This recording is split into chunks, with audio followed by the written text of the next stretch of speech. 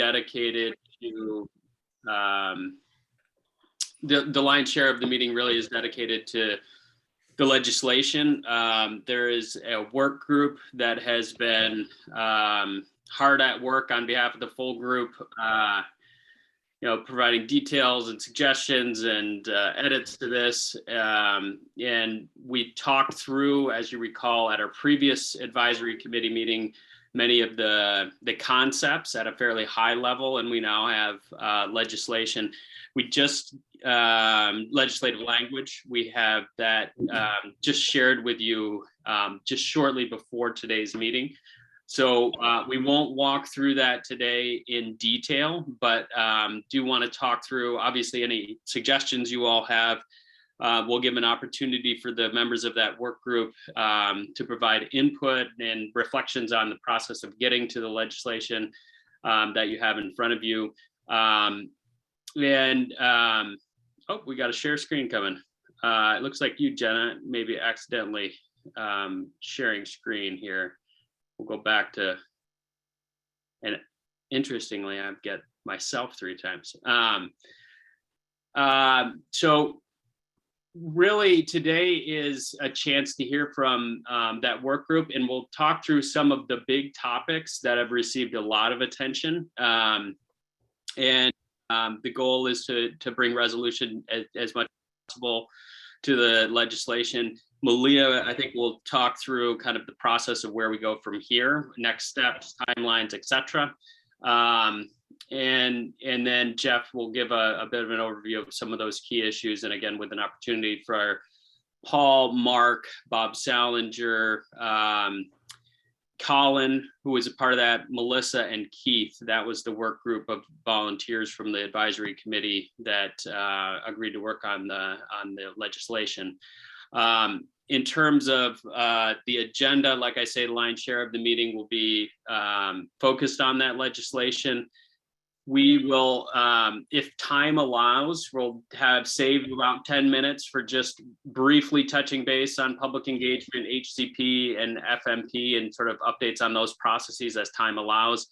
And then we'll have 10 minutes for public comment at the end of the meeting. We have an hour and a half total, and 10 minutes of that will be reserved for public comment. If you're interested in providing public comment, please send Jenna or I a chat, and we'll make sure to get you in the queue. As with previous advisory committee meetings, we're going to reserve discussion during the meeting to the advisory committee members. But grateful for those members of the public that are here to listen in. With that, any questions about the agenda or objectives today? And then, Vicki, any opening remarks that you'd want to offer? Oh, sure. You know me, chatty Kathy. Hey, it's good to see all of you again. Thought for sure we were going to do it in person again, but we are now still on the governor's emergency orders through June. So stay safe out there, everyone.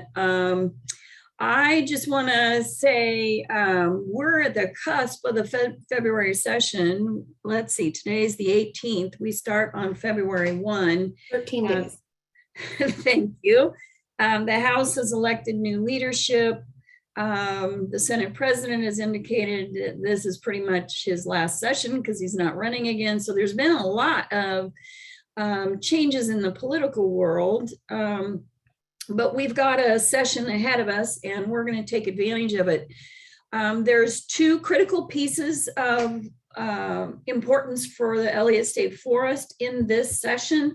One is the enabling legislation, which we're going to talk about today, the LC Draft 54 that so many of you valiantly volunteered to work on. And I got to tell you, having done a lot of LC drafts, it's not easy work. We already know the bill number. It hasn't been dropped yet, of course, but it will be Senate Bill 1546.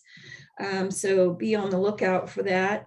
And then the department submitted a budget letter last week to the Legislative Fiscal Office for the $120 million ask in general fund to complete the decoupling.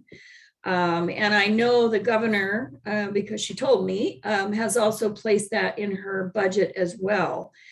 So we're ready to get rock and rolling, and it's been 3 long years to get to this point. It's pretty exciting. I have 3 things I need to sort of bring to your attention, and then I'll turn it over to back to Peter, and Malia and Jeff will run through some slides for you.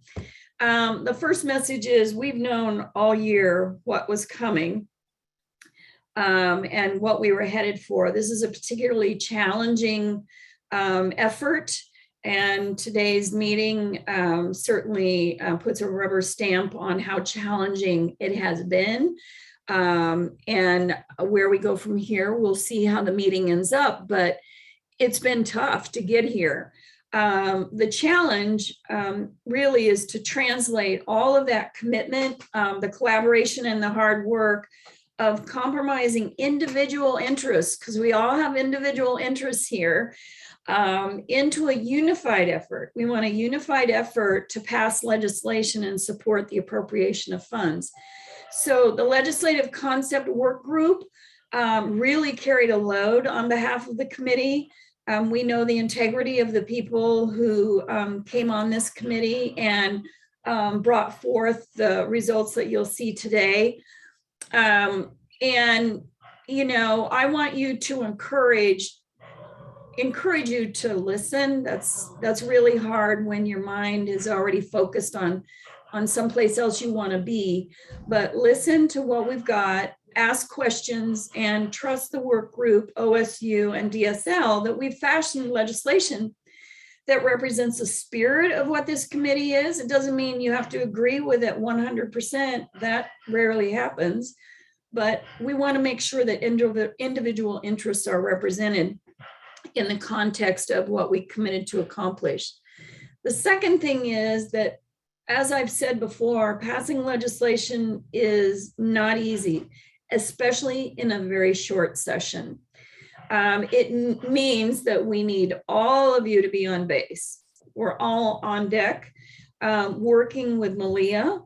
Ryan Mann from the Treasurer's Office, he's point for the Treasurer, and Jason Miner from the Governor's Office.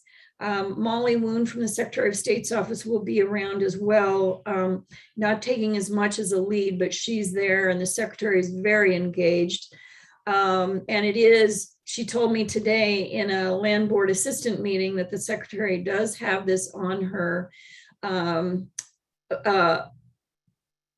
must approve bill list. These are things that she cares about, and the Elliott is on that list. And then Katie Fast will be working with the team from OSU, and Katie's been a longtime lobbyist in the Capitol and understands how committees and legislators think.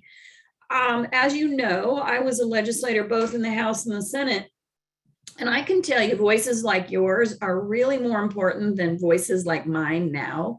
I'm an agency head, a director. Legislators nod, okay, great. But when you come in and you do all the visiting and you tell how it's important to your constituency, they really perk up a lot more and take a lot more notes.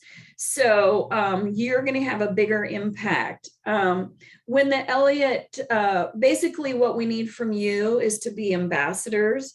The governor, the treasurer, and the Secretary of State have all committed to working on the bill and the appropriation request, but it will be that diversity of interests at the table. And today we had a conversation about who from each of those 3 office holders will be at the table to testify in front of the committee. One other lesson from my time in the legislature, oh my goodness, rumors and whispers. Peter Courtney used to say, just let me get to the other side of the building before you start running your mouths, because there were things we would discuss and then people would go out and start talking and sometimes not say what really the bill was about. So it's good to stay coordinated and to really work closely with the team. I guess that's the best way of saying it. Because in a short session, it can be the end of your bill in a heartbeat without a second glance if there's too many divergent messages. So it's really important that we stay on message as best that we can, while also still representing your constituencies. And finally, the third thing I wanted to mention is there are some real concerns that some of you have brought forward that need to be adequately addressed before you are all in, and I mean all in, on the research forest concept going forward. But that's why the legislation includes that delayed implementation provision. It's toward the end of the bill, which specifically says certain key elements must be, not maybe, and that's a big difference in the legislative world, the must and the may and the will and the might. It's just, this must be, they must be accomplished by July 1 of 2023 in order for the research forest to authority to come into being. So do know that's your backstop if you have some concerns that aren't yet being met. It's my hope that this provision brings the reassurance that you need to get us to this point where we can go forward with the governor, the treasurer, and the secretary of state and fund the money, the decoupling now, so that we can fund this important work going forward. Securing these two critical pieces of legislation, the funding and the bill, are going to be able to create an incentive to put the remaining pieces in place. And I have to tell you, I've lived through a lot of legislative sessions where we had no money, where we were just making cuts like there was no tomorrow, and no cut was a good cut in those sessions. Now, the legislature has a lot of money. The federal government has put a lot of money out into the economy to help us get through COVID. The legislature's made some good investments, and there's some money to be had. So I think it's really important, and it's really a good session to be looking for that. That doesn't mean we're giving up on looking for money from other sources, because we still are. Those federal sources are still alive, and we're very busy working on those. But I think this one's going to be an easy ask, especially if we all get behind it with our pom-poms and do the cheerleading thing. So have a productive session today. I really want to honor all of our collaboration. We've been at it for 3 years. We've been respectful with one another. We're honest about the compromises that we've had to make, and it truly has made all of this possible. And I just want to tell you, thank you again, and welcome to 2022. And let it be better for our health than 2021, and better for our legislation than what we've ever seen before for the Elliott, because quite frankly, we can't do anything with the Elliott right now. Until we get all of these things in place, and our habitat conservation plan, which is moving forward with all due dispatch, as the governor directed me to do a couple of years ago. So I am following the land board's direction, and you've been a real part of that. So Peter, I think I've talked long enough. I'm going to turn it back over to you for the new programming. Thanks, Vicki. Malia, we'll have you come up next. I think and talk through kind of next steps and process overview in terms of the legislation. One quick note as you get queued up there, Malia. There's a 4 o'clock session for a public session for folks to provide input and offer their comments and suggestions, knowing that time is tight today during our work session here. So I wanted to remind folks of that. We may be able to drop information into the chat for people who wish to join. With that, go ahead, Malia. Hey, Peter, I think I'm going to share my screen and put a couple slides on, and I think the first one is probably what Malia is going to speak to. All right. Here Here we go. I'll let Jeff pull that up. This is just sort of checking in on just where we are in the process right now, and what we can anticipate moving forward, just so this is a really quick step-by-step of what the legislative process is going to look like. So LC 54 was submitted or dropped last Friday, which was the deadline to drop legislation. So we did have a bill introduced into the legislative system. When it is read and formally introduced, it will become Senate Bill 1546, as Director Walker said. The Advisory Committee Legislative Work Group has already begun compiling draft language for our amendment request. We knew that we were going to need an amendment that was reflective of the Advisory Committee Work Group's thoughts, OSU's thoughts and edits, DSL's thoughts, et cetera. So those are going to become a -1 amendment. Given the timeline of legislative session, we will plan to move the -1 amendment during opening week. And so we don't know which Senate Policy Committee this is going to go to. It is a Senate bill, so it will go to a Senate Policy Committee. We anticipate that being the Energy and Environment Committee or the Natural Resources and Wildfire Recovery Committee. Those are the two natural resource committees that it makes the most sense for a piece of legislation like this to go. But as we've said in the past, that is at the Senate President's purview. So we're looking at those committees and we will see where it gets referred to when session begins. Whichever policy committee it goes to, we do need to be prepared to speak to the bill. That is to go in front of the committee, give our presentation about what this bill does, why we're asking for the legislature to approve it, and have the committee prepared to vote that bill out of the policy committee in the opening week. Session starts on a Tuesday this year, so we'll be waiting to see what the committee schedule looks like. But it is possible that we may need to do that on Tuesday, opening day. So after it comes out of the policy committee, we anticipate it going down to Ways and Means, where it goes to a subcommittee hearing and vote, and then a full Ways and Means hearing and vote, and then it will go across both floors for final passage. So that's just a pretty high level sort of step-by-step look at the legislative process that we're looking ahead to, and where we are right now is sort of that second list, that paragraph where we have a -1 amendment put together, and we'll be submitting that this week in order to get it back in time for the beginning of session. Yeah, and I would say I used to chair the Natural Resources Subcommittee. So it will go to that committee and then go to the full Ways and Means that I was also on. When it pops back up out of full Ways and Means, it will not go to a policy committee on the House side. It just goes back up to the Senate for a vote and then back over to the House. So it's unlikely it would go to a policy committee when it went to the House.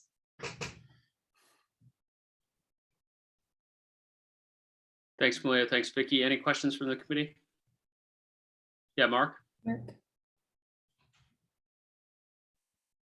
Oh, Mark, maybe you're on mute.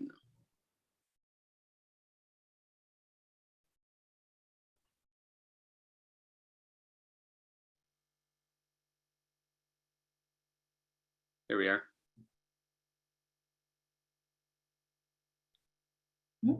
Oh, unfortunately, Mark, I'm not hearing you.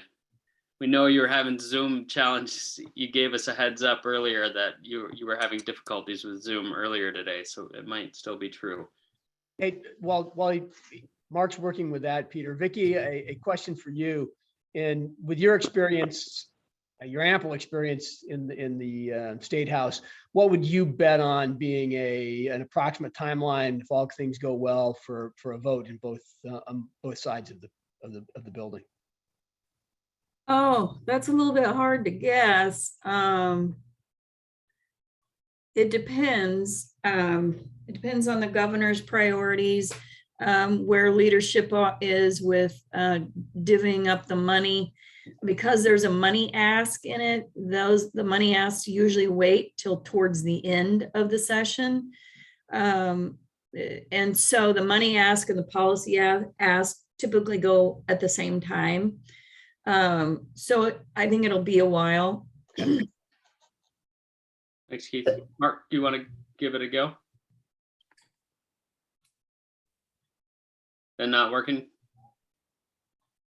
Okay, feel free to use the chat feature and share that way. And we'll try to get it addressed. And remember that a while is, I think, what is there, 28 days in February this year? 28 days, that's not a lot of time. So and I'll add to that, it's 35-day session. They're constitutionally limited to 35 days. They generally tend to try to aim to end up around the 1st of March, but they have until March 7th. And Keith, to answer your question and sort of add on to what Vicki said, it's a step-by-step process, right? And so in a short session, you have to have everything queued up and in the chute, ready to go in advance of each step. So for example, we need our amendment completed and returned to us from LC before session even starts in order to be ready to move this bill out of a policy committee, potentially as early as the first day of session, potentially as late as the 3rd day of session. But I'd say that's probably roughly the window that we're looking at for the first step. And then it will go down to the Ways and Means Committee, where, as Vicki said, there it sort of waits and it matches up with the funding request and the policy. So in a short session particularly, there's a little bit of, there are going to be periods of hurry up and wait, but we want to make sure that we are on top of the hurry up part so that whenever we get called to do the next step, we're ready to go.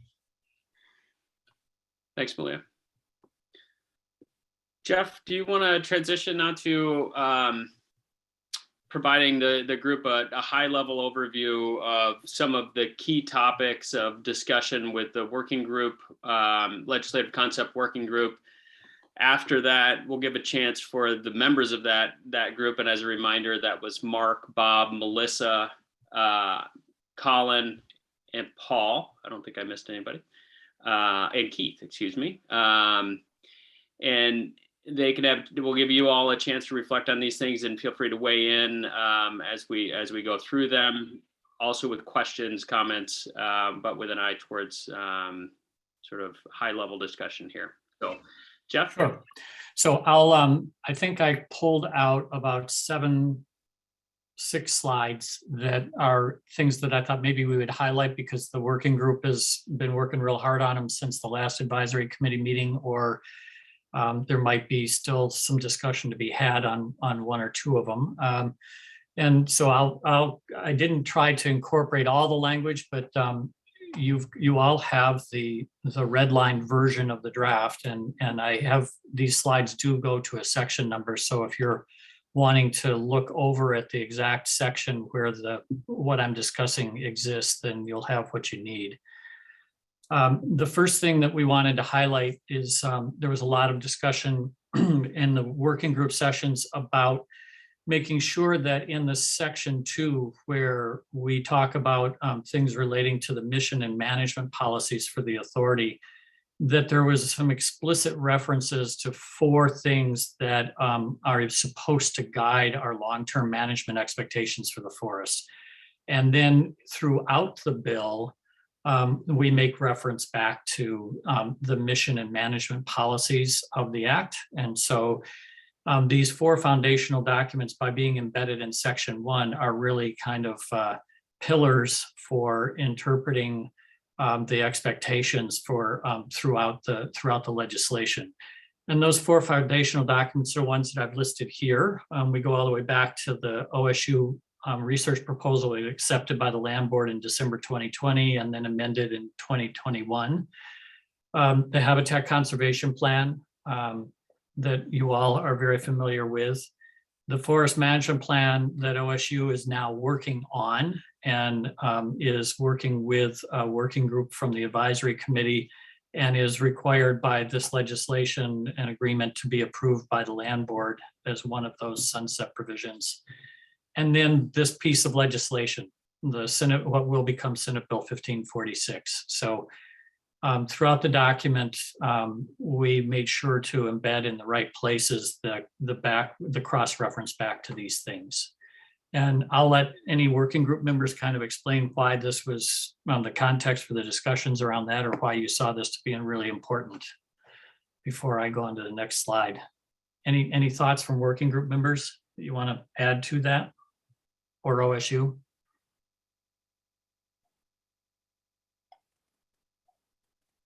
Okie doke.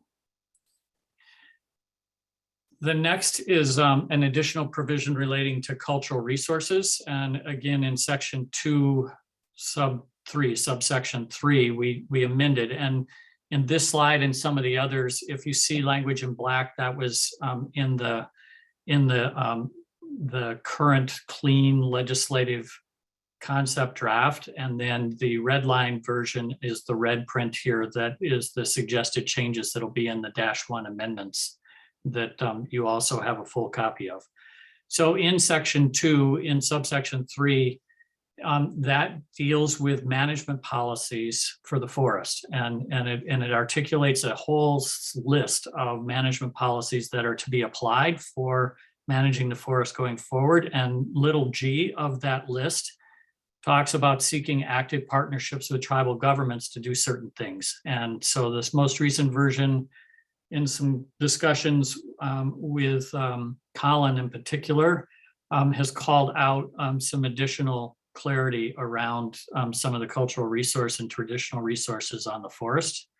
And Malia, I'll let you and Colin, if you want to weigh in, talk to this, and specifically, since the two of you spent the most time on it.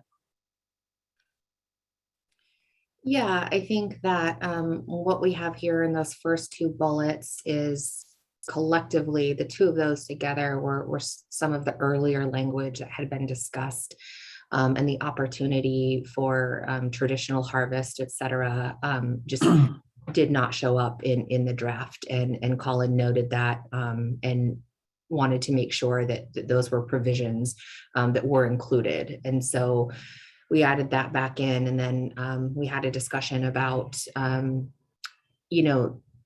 the desire for a specific call out for the protections of cultural resources.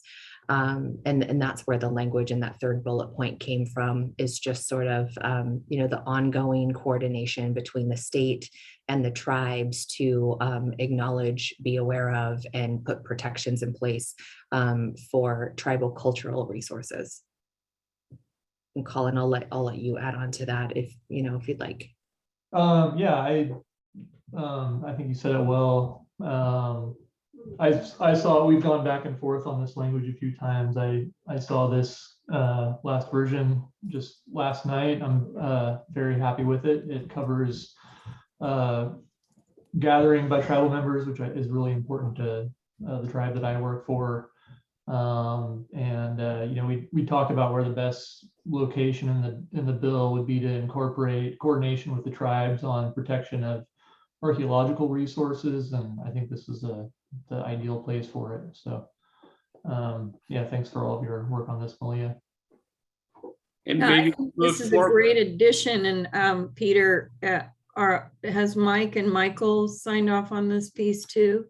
That I was just going to ask Mike and Michael if you had any reflections on this.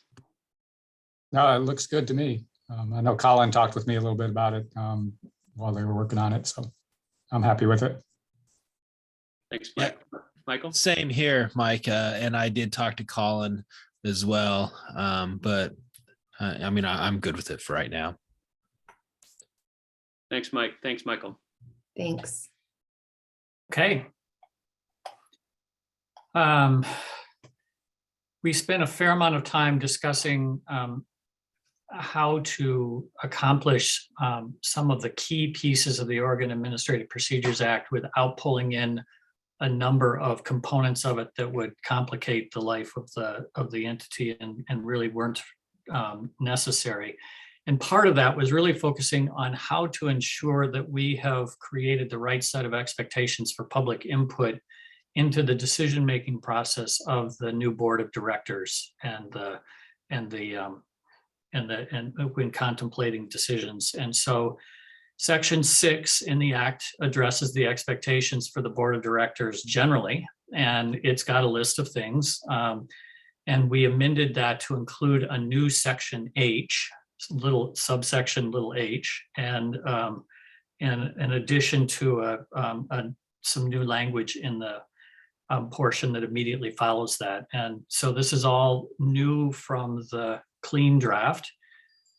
It's meant to ensure transparency and public participation in decision-making by doing A, B, C, and D. And the A just deals with advance notice of meetings by the board of directors. B is making it clear that there's an obligation to ensure that the written materials being considered by the board are available to the public with adequate time for review prior to action by the board of directors.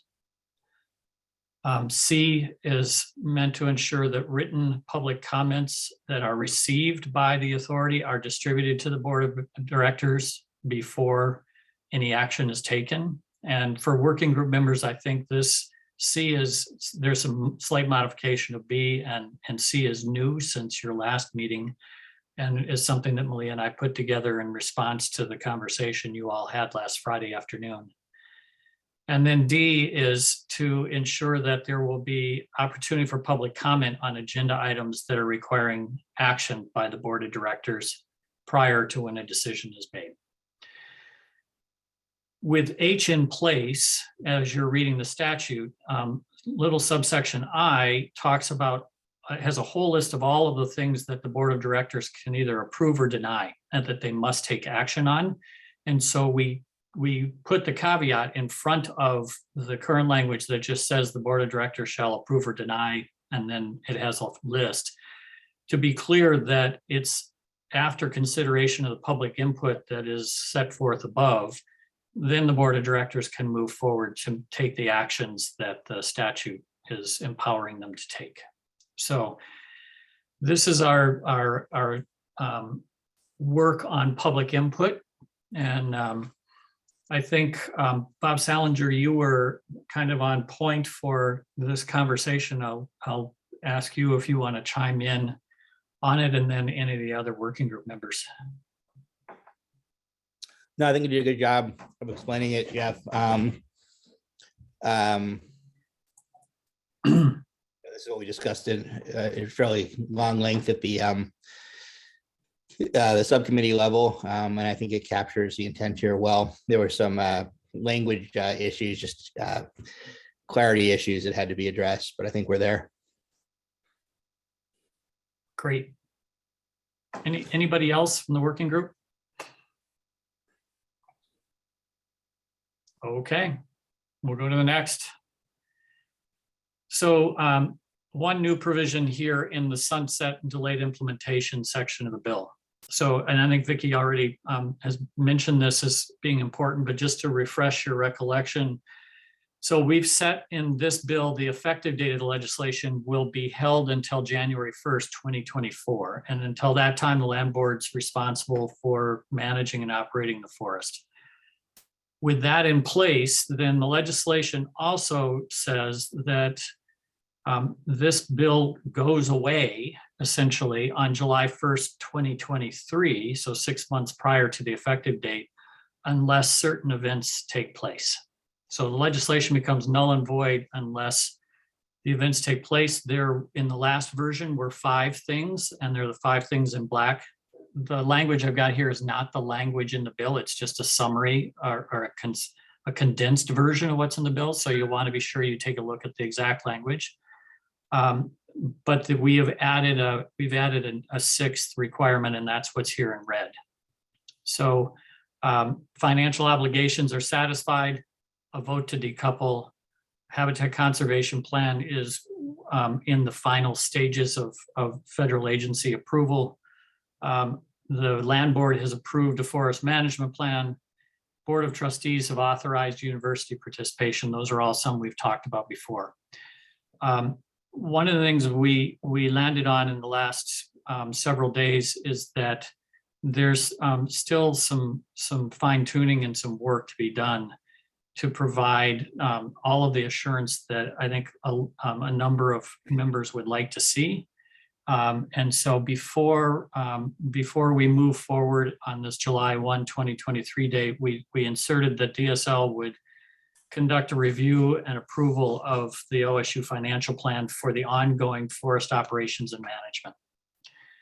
And you know, one of the things that we're talking about is that that's not necessarily something DSL would do on its own. The intention here is that we would seek out an independent forest operations expertise on a contract basis to essentially pressure test, work with members of the advisory committee, Oregon State, and then just do a little bit of a pressure test on the financial plan that everybody here has been working on with OSU. And so that's the intention there. I'm going to ask OSU to step in and take make your comments first, and then we can talk more about this, since it's something that's new even since last Friday, I think.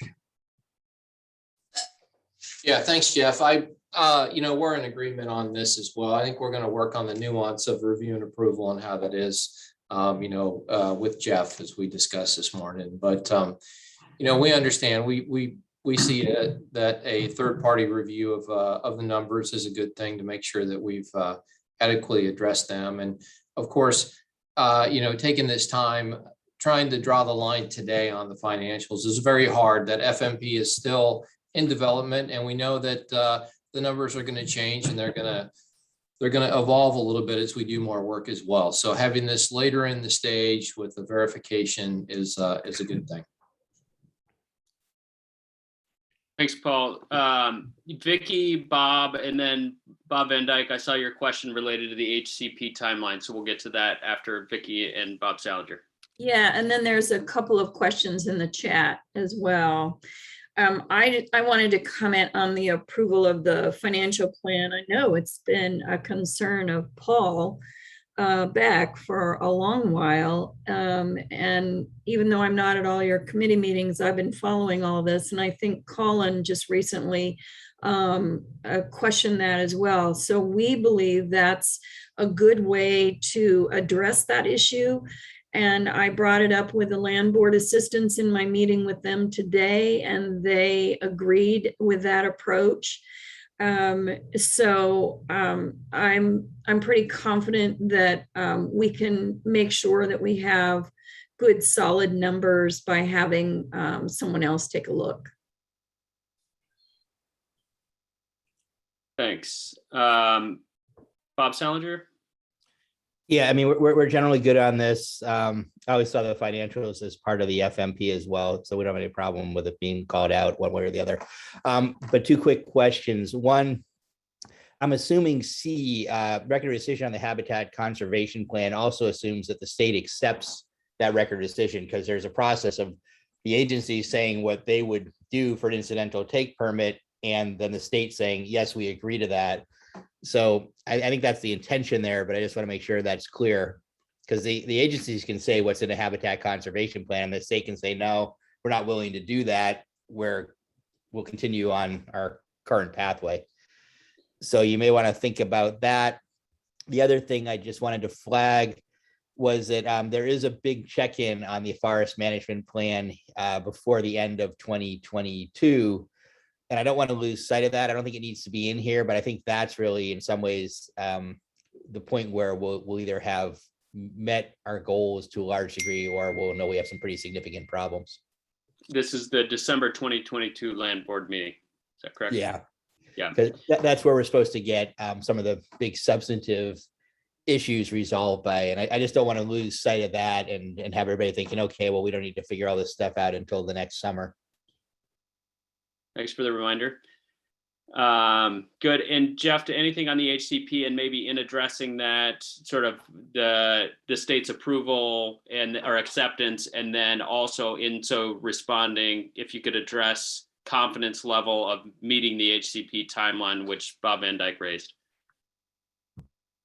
Yeah, I'll talk. I get Bob's point, and I'll go back and work a little bit with ICF to make sure that we haven't missed something on this. But I get your point, Bob, and we'll take a look at that between now and tomorrow morning.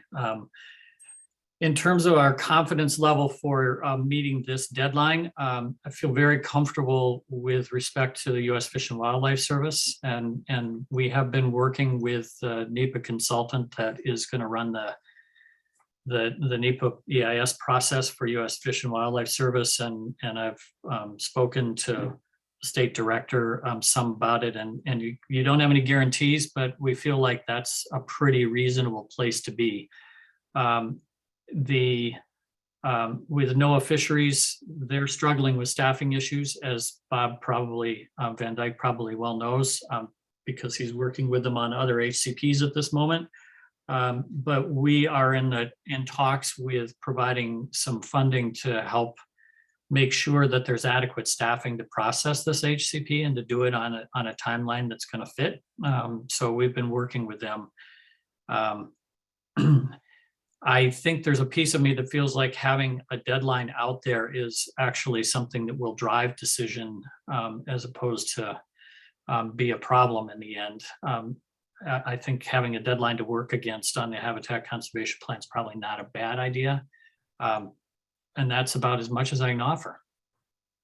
I'm happy to talk about it some more with those of you that are involved in the HCP process for the Western Forest and the Forest Accord. So I know that there's an interrelationship with NOAA fishery staffing on those two efforts as well. Thank you. Bob, anything else on that? Sorry. No, just thank you. That makes sense. And I think the deadline is good. It actually might be helpful in some prioritizing. So thank you. And there is a bit of nuance there in terms of publication of a record of decision as opposed to final agency action, which I'm sure you're picking up on, because that's not the end of the road on that HCP process. It just pretty much means we're past the point where there'll be changes. Right. Yeah. Thanks, Bob. Colin, and then I'm gonna visit the topic that Melissa, you raised in the chat, and then we'll move to the next topic. Go ahead, Colin. Sure. Yeah, I just wanted to express my appreciation that this language regarding the financial review was added to the sunset provisions. I was, there's still some issues to be resolved with regards to the finances, and I was feeling pretty anxious given the tight timeline that we were on, that those issues, we weren't going to have a chance to adequately address those issues. And this gives us room to do that. So I'm feeling a lot more comfortable here. And like Bob mentioned, the FMP itself, as that developed, that itself will have impact the financials. So I think this is a really good way to address this, to allow us to continue to make sure that this is going to be financially viable. Thanks, Colin. And Melissa, could I get you to speak, or Paul, you chimed in on this as well. Melissa, you're not in a position to chime in. There you are. Nope, I'm totally good. Just on it just said advance notice of meetings. Advance notice is, I can tell you right now we're having a meeting in 5 minutes, and that's not adequate. So it would be nice to just have some time frame in there, or even just the word adequate, although that's going to put us in the situation of trying to define adequate. Indeed. Thanks for flagging it. Thanks. Bob Salinger? But I thought we were under public meetings law in this new body, which actually does define it as to what advance notice is. If we are, then that actually removes the need to even have section H in there, right? That's why I assumed we were not under public meetings law with this. You are both right. We are under public meetings law, and we probably don't need this section, but there was a very strong desire to have it in there in order to be clear about expectations. So, but then what happens if public meetings law changes? The authority as an agency is subject to whatever public meeting law is there. So it would be an overlay.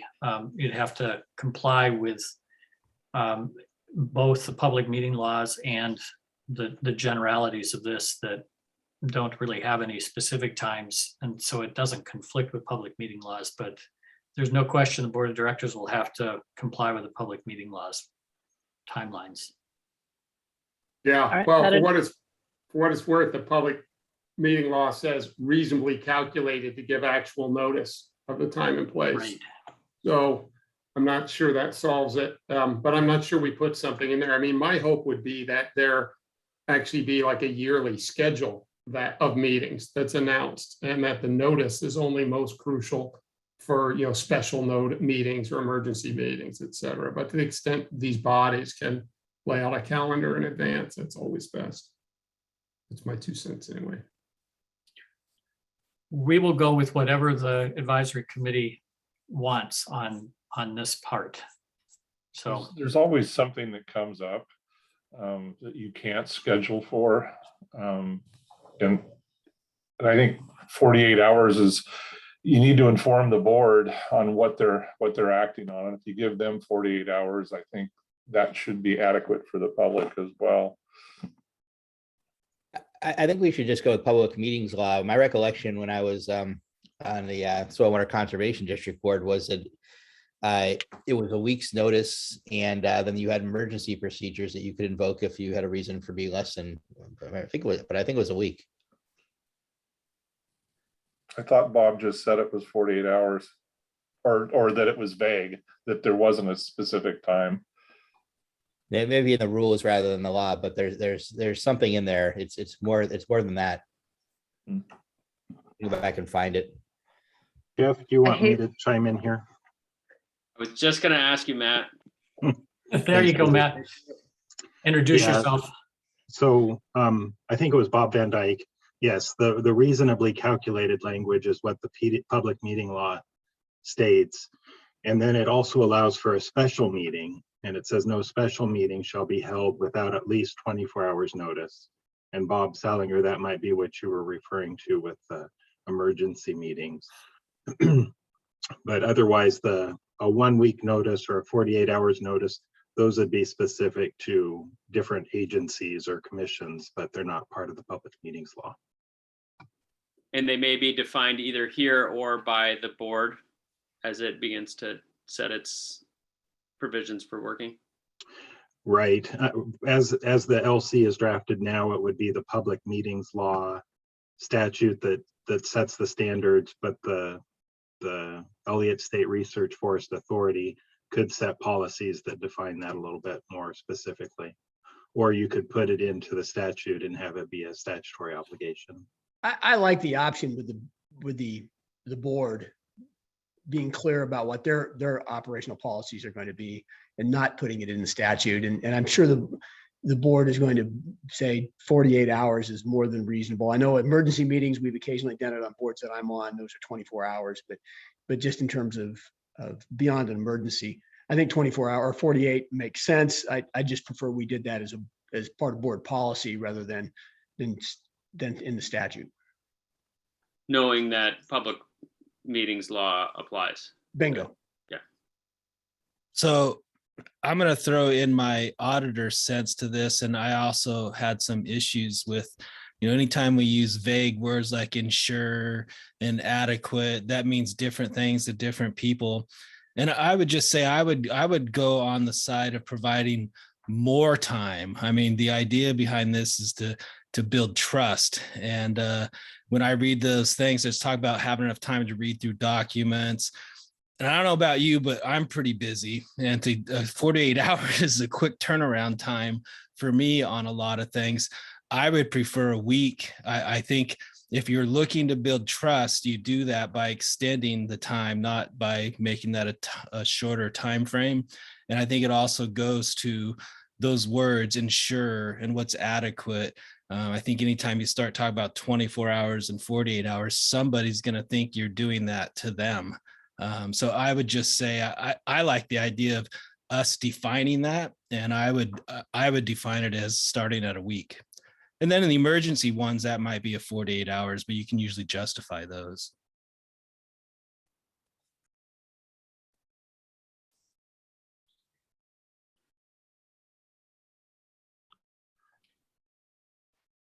So Jeff, you just came off mute. Go ahead. I was actually going to ask you if this was something that we wanted to have more input from the working group after this larger meeting to resolve, or what you would like me to do. Direction. Yeah. So here's what I'd say. I think the intent here is clear, that there needs to be sufficient time for the public to meaningfully engage with the materials and provide written and verbal comment. And yes, I'd like to kick this, if it's okay with the full advisory committee, to the work group to try to resolve subsequent to the meeting in advance of tomorrow at noon, when we're trying to get this done. And if you feel very strongly about it, please just let me know and we'll engage you in that conversation. You know, it looks to me like we're going to have 6, or this board is going to have 6 regularly scheduled meetings. That's correct. Those are well in advance of a week. They're going to be scheduled out probably a year in advance. You know, the first Tuesday of every second month or whatever. And an emergency, I think we're all in agreement that if there is something that needs action immediately, an emergency, that would be outside of those 6 meetings, and that would be 48 hours. I think we're all saying the same thing differently. I agree with what Paul said. My one concern is that it would be nice, or it is good to have an aspiration to get, especially decision items, posted earlier. You know, if there's a complex thing, it's nice to have it a week in advance so you can digest it, write comments, or follow up to see if you've got it right or not. So anyway, I trust the subcommittee to sort this out, but you know, 48 hours for emergency is fine with me, but I would like to see some language, even if it's aspirational, about getting decision items a week in advance posted for public analysis or public review. So anyway, hey, this is a quick interjection by Barb. I'm sorry to interrupt. I'm sorry. We're not taking quick. Go with a week. Sorry. This, as a reminder to the members of the public, it's very disruptive to be able to control the conversation here and allow people to have meaningful input when we've got interjections. And I'm going to also, just as a reminder, include that to the chat feature as well. It's just a lot of features for people to track. So we will have, as a reminder, time at the conclusion of this meeting, and then a full hour dedicated to public input and feedback after this between 4 and 5. So appreciate your input and look forward to having that subsequent to the advisory committee discussion. Jeff? I think that based on this conversation, I have some ideas for some adjustments that I will do with Malia, and we will send them to the working group sometime this afternoon. Thanks. Keith, did you have one more thing on this? I do here, and I'm going to lobby for a 24-hour period, because this is a forest, man. And if we have an event on a forest and we have a fire or some other event, we don't want a 48-hour wait period before the board can meet and make important decisions. The board could delegate, of course, but I don't think that we just want to sit on our hands, or a board would like to sit on its hands for 48 hours when there are decisions to be made. So I'm not suggesting that 48 hours allows us to get around anything. I'm just saying that 24 hours might be needed, and when it's needed, it's really important. So I would suggest that we don't move beyond that, simply for those worst case scenarios. Yeah, particularly for the emergency situations. Thanks, Keith. Jeff, why don't you go to the next slide here, and we'll keep us ticking with an eye towards the clock here. So we finished that. The next slide, and then I think there's only, this is really the last slide. We've had a number of discussions around that have arisen from section 14, subsection 2, that talks about judicial review of actions and providing an opportunity for a third-party challenge if there's some sort of material inconsistency with specific plans or the mission and management policies of the statute. And there's a lot of nuance in the language. And if you're not familiar with it, you'll want to take a look at section 14 to see the the actual language. But essentially, for each of those actions that are, or actions of the board or the authority that are subject to challenge in circuit court, we have made that premise, that challenge on there being a material inconsistency of that action with either a specific plan like the forest management plan or the mission and management policies that are set forth in section 2 of the statute that we talked about earlier in this meeting. A lot of discussion among the working group members about whether the word material should be used as a modifier to inconsistency. In other words, whether it should just be a challenge if there's an inconsistency with specific plans in the mission and management policy of the state, or it should have to rise to being a material inconsistency. The current version of the bill has the language material inconsistency in it, and with respect to each of those items. So I don't think this has been resolved fully. That's my sense. But the current bill version does have that language, and that's what will go in tomorrow at noon, absent adjustments. Bob Salinger, I think you had a proposal on this. Yeah, I mean, we think it is important to define that, not just to leave it to create a new term that has multiple dictionary definitions that run a fairly wide range of possible outcomes. So what we propose is actually to put a definition in here and define it as basically a material inconsistent means a non-frivolous inconsistency.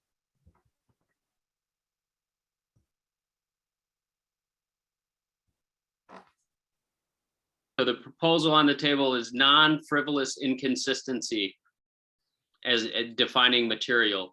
Paul Beck, I'm going to put you on the spot, knowing that this is an important issue for you. Well, you're putting another word in there that needs to be defined, and I don't think it really.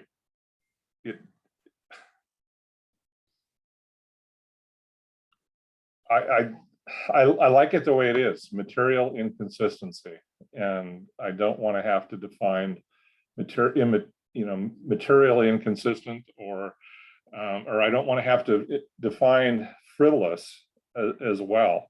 Bob, you stated the other day when we talked about this that is something that a judge would automatically throw out. That's not what I said. That's incorrect. What I said was that I think the first time there is litigation around this forest, and hopefully that won't come soon, that one of the arguments will probably be that this is material. This isn't material. That'll be a standard response, and then that will get litigated out, and we'll have to come to figuring out what material actually is. Frivolous has been defined by courts. I mean, if I was, I think one way to do it is to use non-frivolous rather than material. Material is not a term that we've seen before. Frivolous is. So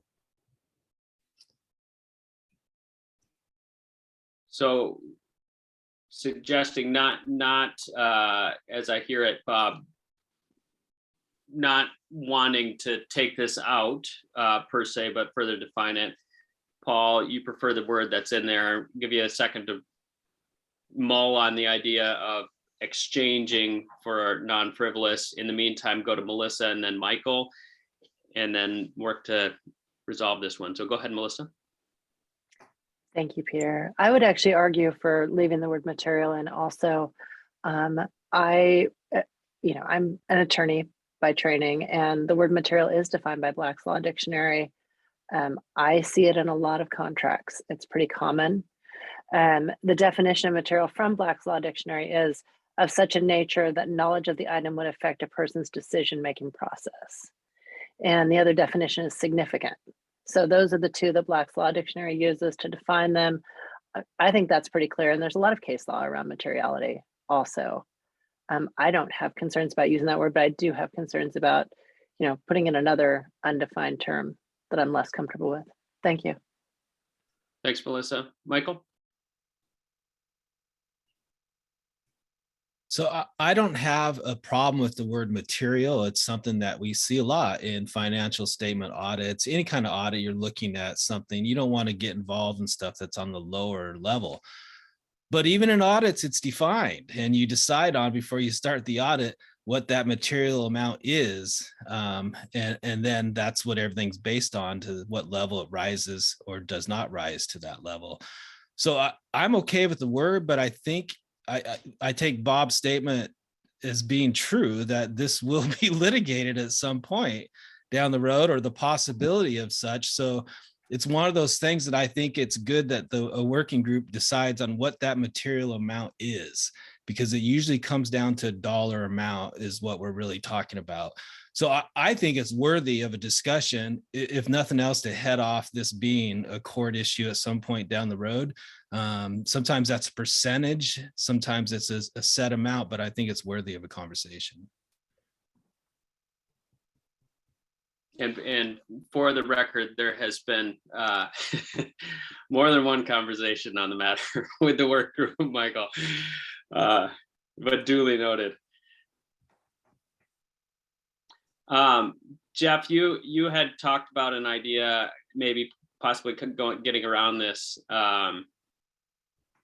or helping to address it through a different mechanism. There is a different mechanism than a definition in the bill.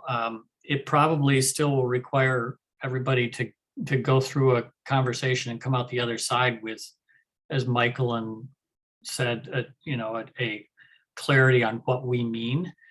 But when legislation is passed, there's legislative history that is attached to that legislation that is used by courts later to interpret what the drafters or the proponents meant by particular terms. So one possibility that we could consider, if the group wants to, is that to have a little bit more time between now and the session to develop testimony around what we mean as a group by the term material inconsistency as it's used in the statute, and have that testimony submitted to the committee that's hearing the bill and included as part of the testimony given on the bill, with the explicit intention that we did deliberate on the term, and we do have a meaning that is attached to it that we hope is used if there's ever a disagreement where the definition is raised.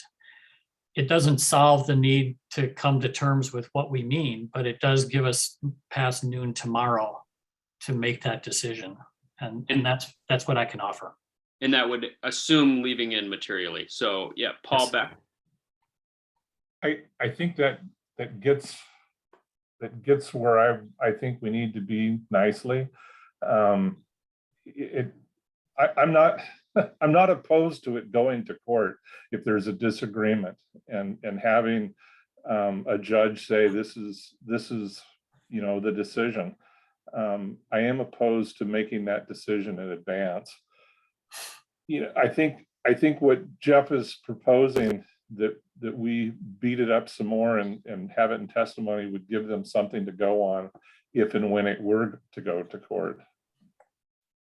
Let me check with Bob and Michael Langley. Is that sufficient approach for you? Does that work?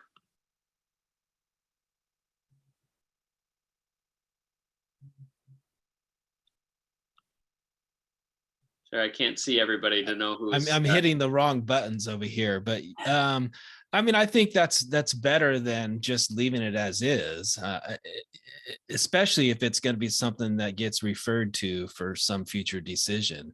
I do think it's going to be difficult to have everybody settle on what an amount, and that's a lot of times it comes down to a percentage of the value of something becomes material or not, because it's something that's easy, it's objective, it's not subjective.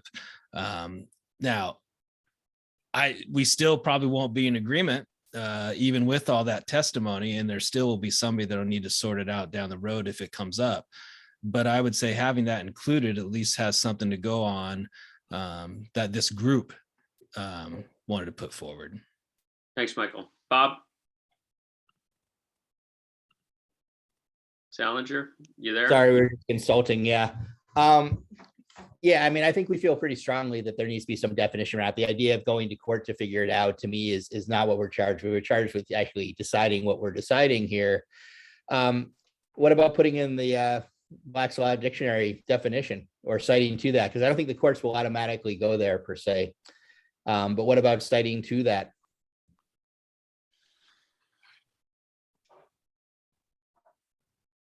So am I to hear the legislative approach does not work for you?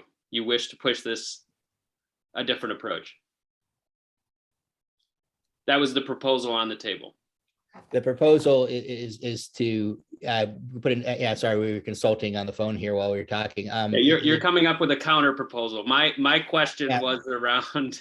No, I think it should be in the legislation. I mean, I don't think it should be in the admin record, if that's what you're asking. That is what I was asking. Yeah, no, I think it should be in the legislation. If we're gonna put in terms that are potentially ambiguous, I think we should come to resolution about what they mean. I don't think we should leave it up to the courts to figure it out down the road. I think we should be clear.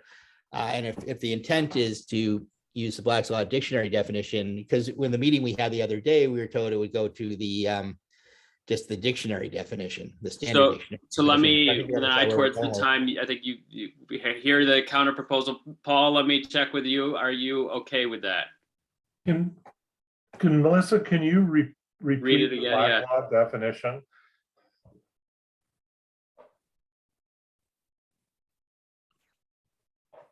Sorry, Melissa, you got put on the spot there. Yeah, no, you caught me sneaking off to the kitchen to grab some roast beef, so it's okay. I threw the whole thing in the chat. No. So I have the definition from Black's Law if it's helpful. And It's I'll just post it, I think. Yeah, I well, threw there it you in go. the chat. Well, so much for my roast beef trip. Thank you. Sorry to interrupt. Give you a second there, Paul, and others to mull on this.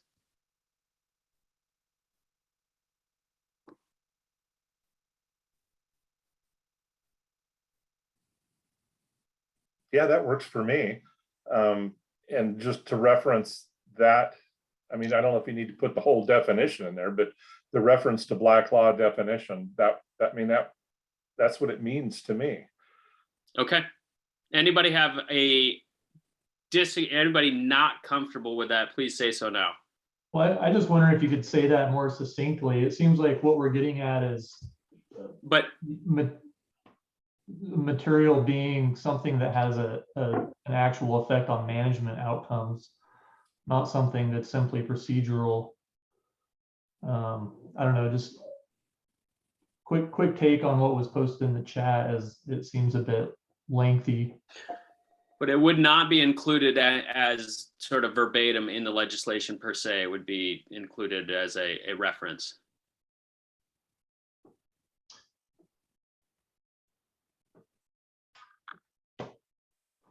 Can you live with it, Colin?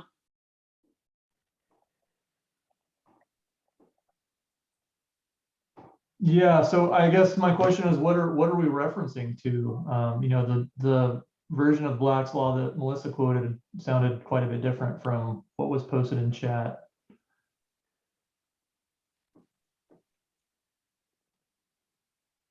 So it depends on which version we cite to. We can just, I mean, are we just going to say material as defined by Black's Law Dictionary, whatever edition? Because I pulled out my one from law school, which was older, I admit. Not that I'm getting old.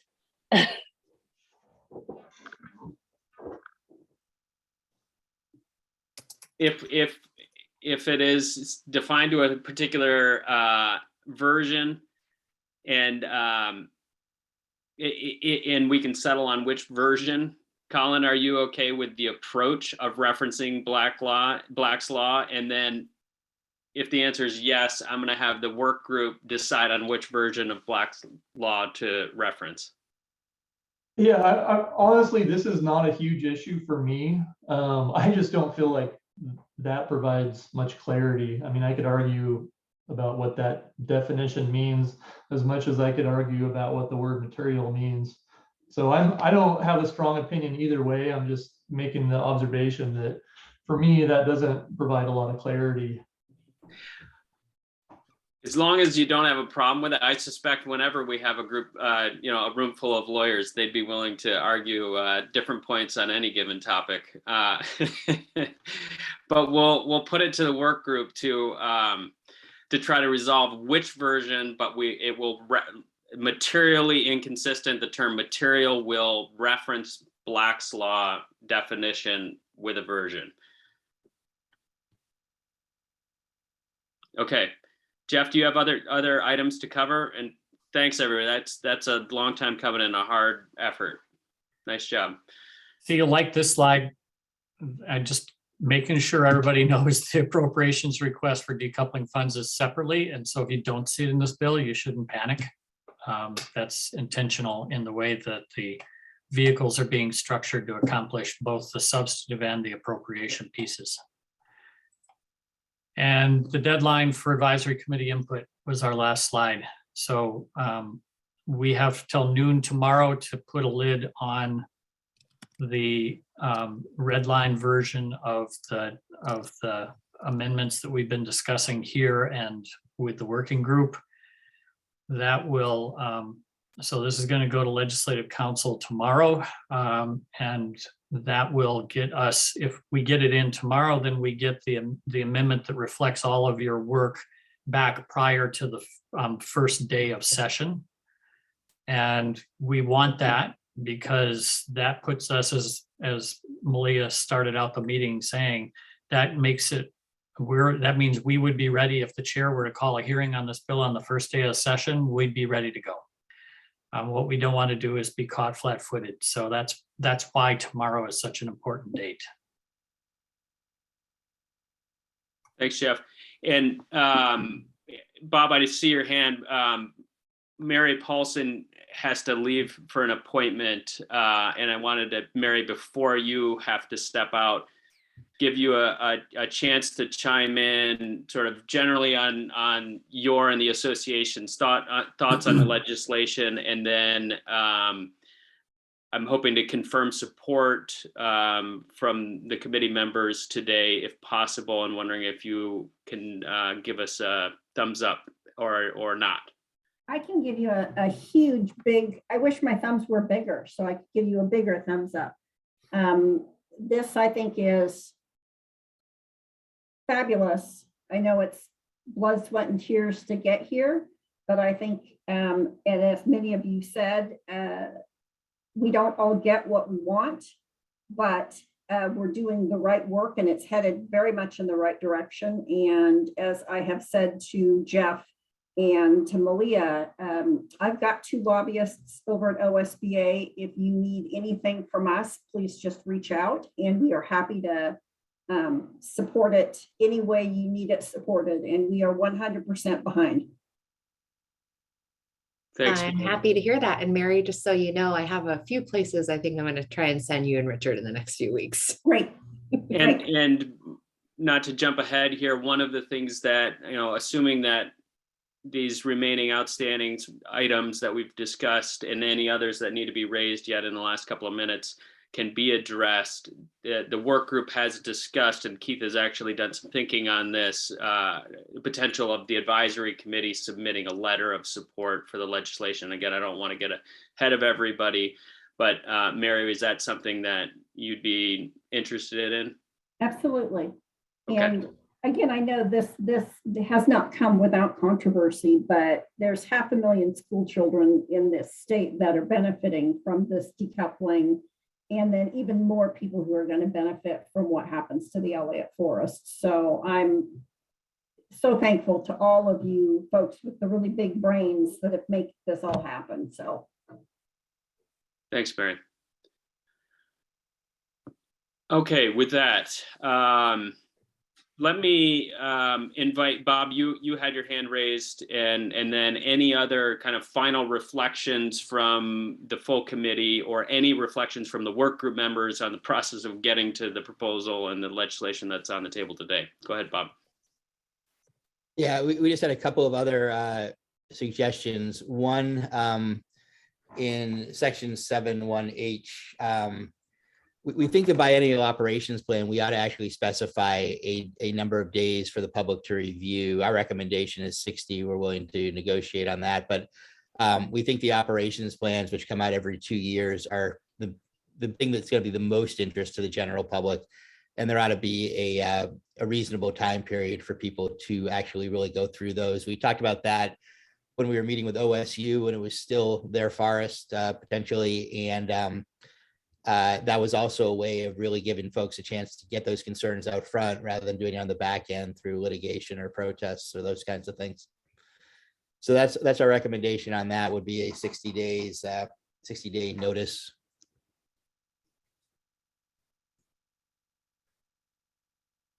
OSU team, thoughts on that?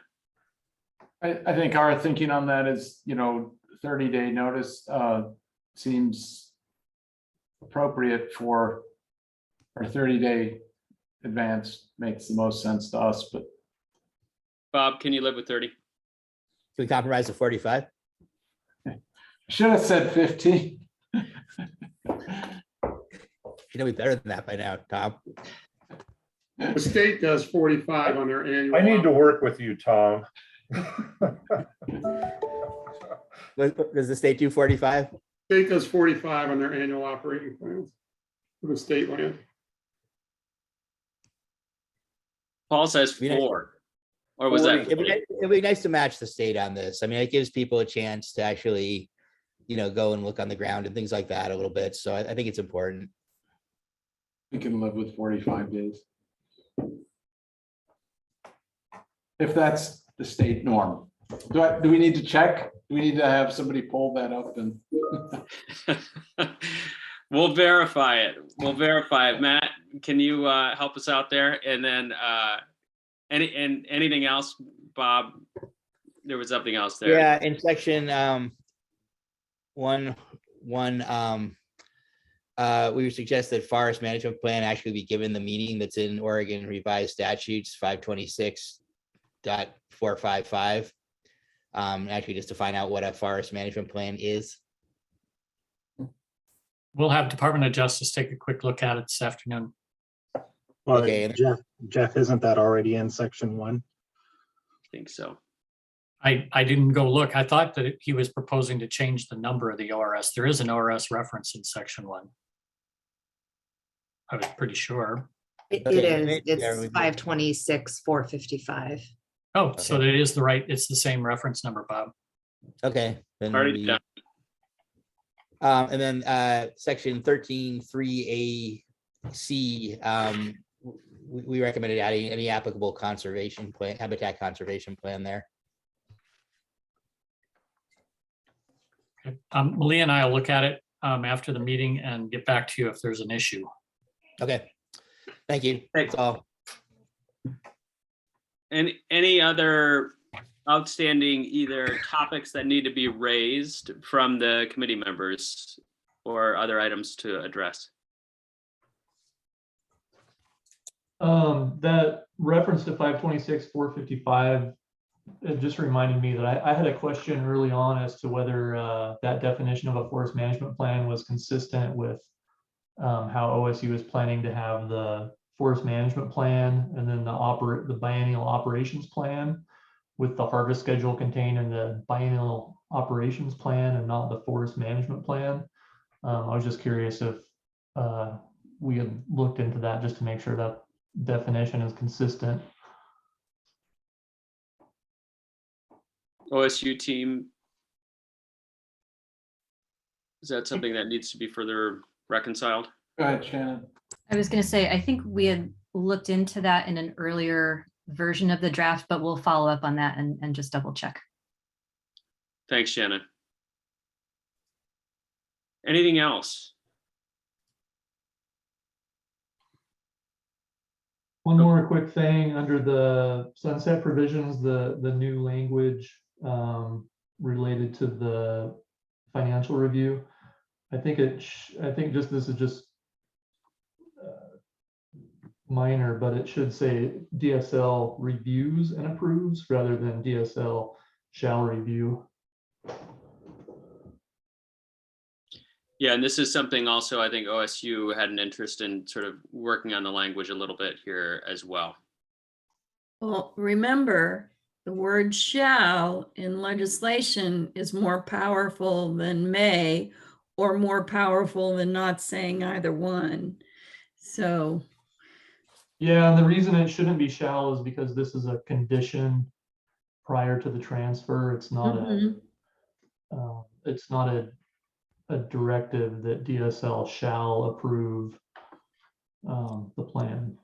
It just conditions the transfer or the transfer on the approval. Jeff, are you tracking the intent here, and you'll work with OSU? We'll look at it, and we have to do one last check with OSU, so we'll look at it. Thanks, Colin. Anything else? Okay. We have a couple of folks that aren't, maybe we do have everybody here. If you're on the advisory committee, I'm going to start with those on the video and ask whether you're in support of advancing this legislation pending these minor modifications over the next 12 hours or so. And if you're not on camera, please either join us by camera if possible, and if not, I'll ask you to come off mute and give us an indication. So I'm going to start by, as people appear on the screen here, Paul Beck. Yes, with the additions made, I feel much better than I did a couple days ago. So I'm all in. Thanks, Paul. Keith. Thumbs up. Colin. Yes. Mark. We can do a visual, so we don't have the audio. Thumbs up. Mike Kennedy. I'm good with it. Thank you. Ken McCall. Thumbs up. Michael Langley.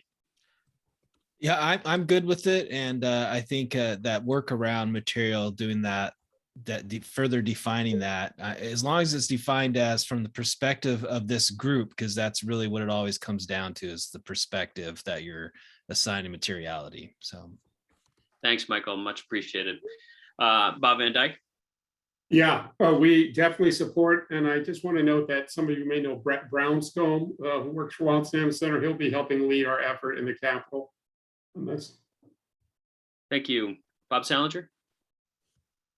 Yes, we support. A representative from the OSU team. I've Tom, Paul, Katie, Shannon, one of you or all of you. We support. Thanks, Tom. Thumbs up from Paula and Dahl as well. Good. Melissa?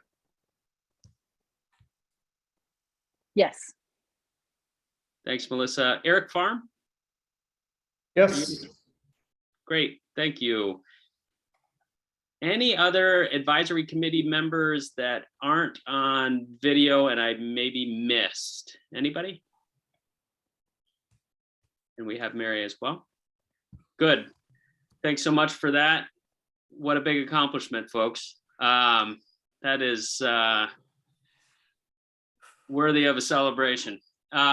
And then in terms of advancing a letter, anybody have any concerns about that they'd wish to express? And I'm putting that in the negative just through the spirit of time, knowing that hopefully you're not being, that you'd voice your concerns, but hopefully that means you're supportive. And then assuming and hearing no concerns about that, Keith, since you've done some thinking about this, I'm hoping that you might be willing to put forward some of the language that you've started to work on to the full advisory committee and work with Katie, Malia, Ryan Mann, and others to get that advanced along with the legislation. Yeah, it's done. It's been as I've batted it around a little bit with a couple folks to add some tweaks to the language. I think we have it just right. At least from at this point, I will be glad to share that with everybody if I haven't already. And it's simply one of the words in it is that that with unanimity, or we unanimously support the state legislature to pass this legislation. And it sounds like we've reached that today, which is fairly damn historic. So well done. And I'm going to jump in and say, Keith, I'm going to let you finish sort of driving that, just making sure that the advisory committee members have seen it, sign off on it. We can do some signature gathering. But as you said, the plan would be to put this forward with the legislation. And so just like with our -1 amendment, we'll be looking to have that in hand and ready for circulation prior to the start of session. So I'll be hounding you kindly to get that wrapped up and finished so that we can use it for public circulation. I'll send it out today. I'll send it out as soon as we get out of here. And I think it has the right tone, and the folks that have seen it seem to think so as well. So if you make suggestions, please. If not, let's roll with it. Thanks. And Michael, seeing that you had to sign off, appreciate your participation. Thanks for being here. A couple of others, I think, as well. Ryan, and I decided to come on video. I didn't know if there was something you wanted to say, and then we'll get Mike Kennedy and Bob Salinger before we wrap up. No, thank you. I have to drop off too. So I just wanted to thank everybody. Incredible work. I mean, hearing everyone go through the details, obviously important, but I appreciate the big picture perspective too on how historic this is. And thank you, Keith, for doing the letter. Look forward to seeing that. But just thank you to everybody, and talk to you all soon. Thanks, Ryan. Mike Kennedy. Just a little protocol for myself on the tribe side. If the letter is something that says it's coming from all of the advisory committee, I can say, yeah, that looks good. I don't have authority without taking it to tribal council to actually sign it. So if I can say, yeah, I agree with what's in the letter, but I don't have authority to actually sign it. I think that's the way I word it. Yeah, I think I do say, I think I referenced that we represent organizations or entities or constituencies. But I think that the operative language is the members of this group urge the legislation to be passed. So I'm not, I think, Mike, I think it fits your concerns there. Yeah, it sounds like it. And Mike, obviously, I think if the tribe, and this goes without saying, but if the tribe wished to submit its own letter on behalf, that would be most welcome as well. Bob? Yeah, I'm sorry, because I know we're kind of getting over here.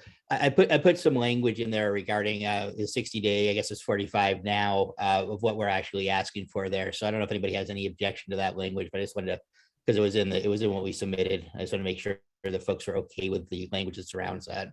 Written materials pertaining to the biennial operations plan shall be specific enough to ensure compliance with relative management direction and provided to the board in public 45 days prior to the action being taken by the board.